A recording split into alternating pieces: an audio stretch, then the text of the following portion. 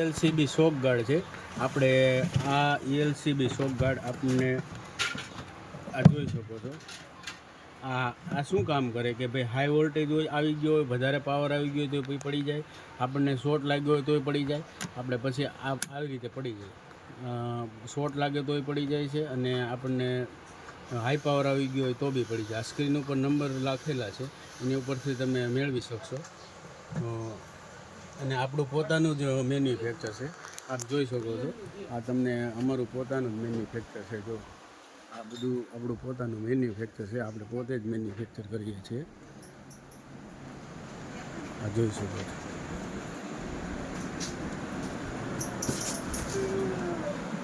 જમા